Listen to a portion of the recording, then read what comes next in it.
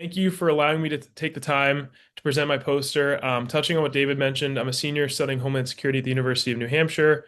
I've had the amazing opportunity to be an ADAC-ARCTIC fellow for over a year and a half now, and I'm sad it's coming to an end, but I've got to do some amazing things, so I just want to say thank you guys for that as well. Um, so to begin, my research focuses on information and communication technology, also known as ICT.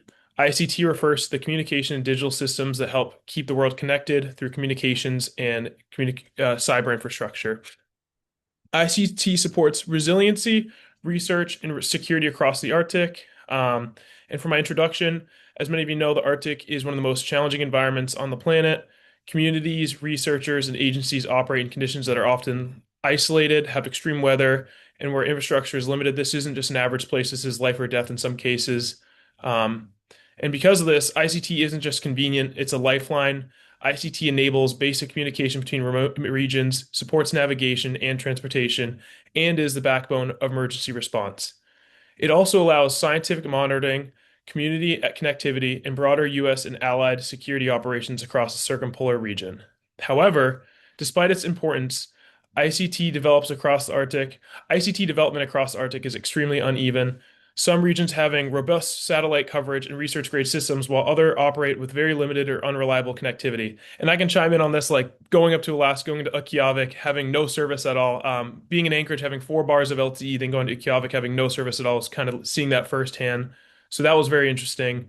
And these inconsistencies create real vulnerabilities that impact homeland security, disaster response, economic development, and international cooperation. So on to the next section, my methodology.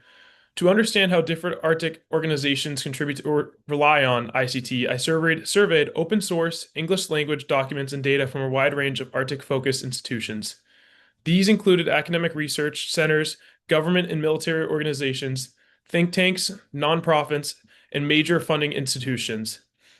And you can see in the lower left, I listed all the institutes I surveyed.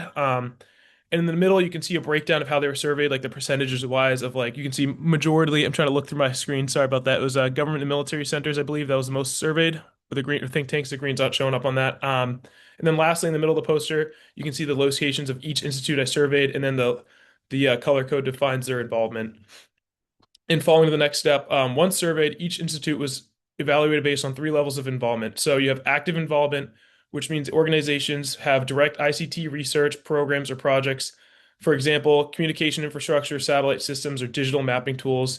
Then you have indirect involvement, which pertains to organizations that rely heavily on ICT to accomplish their missions or projects. So basically, they're using it, but they don't have direct programs supporting it. And then lastly, there's no ICT involvement, which organizations had no clear reference to ICT in their publicly available materials.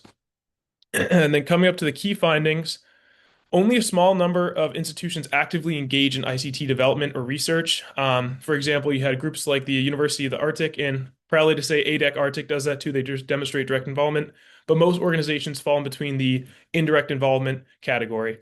Secondly, there's a substantial gap between public sector needs and private sector capability. The lack of collaboration investments has created this large gap in Arctic ICT existence. The reason this gap is so pressing is that maintaining ICT systems in a remote region like the Arctic, which has sub-zero environments, remote terrain, shifting sea ice, all these conditions make it extremely difficult and expensive to maintain and operate in. And then conclusions, finally, this is my main takeaways I want you guys to have from this research is that the uneven development of ICT across the Arctic creates risks on multiple levels. It affects emergency response, community well-being, national security, and the accuracy of scientific research. Allowing these gaps to persist creates a dynamic, ongoing hazard.